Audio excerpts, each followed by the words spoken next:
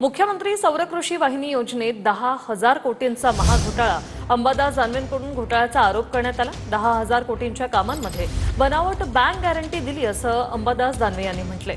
तर विकासकांनी प्रकल्प वेळेत न पूर्ण केल्यानं बँक गॅरंटी जप्त केली असं विकास पाठक म्हणतात। महावितरणचं कोणतंही नुकसान झालेलं नाही असंही विकास पाठक यांनी म्हटले।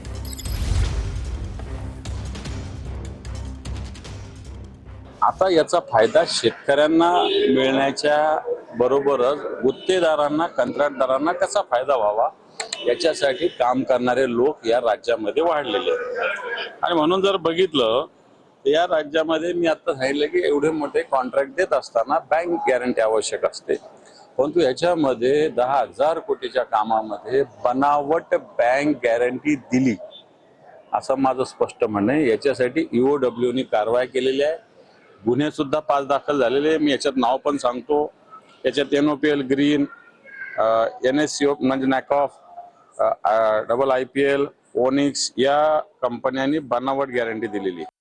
मुख्यमंत्री सौर कृषी वाहिनी योजना 2 या स्कीम बद्दल सध्या अंबादास दानवे लोकांमध्ये भ्रम निर्माण करीत आहेत। महावितरण पॉवर परचेस सप्लायर सोबत पॉवर परचेस अग्रीमेंट करतं आणि पैसे तेव्हाच देतं जेव्हा त्यांना पॉवर मिळते। या ज्या 5 केसेसचा उल्लेख अंबादास दानवेंनी केलेला आहे त्या 5 केसेसमध्ये डेव्हलपरनी डिफॉल्ट केला, डिले केलं, त्यांनी अजून प्रोजेक्ट वेळेत पूर्ण न केल्यामुळे त्यामुळे महावितरणचं काही नुकसान झालेलं नाहीये।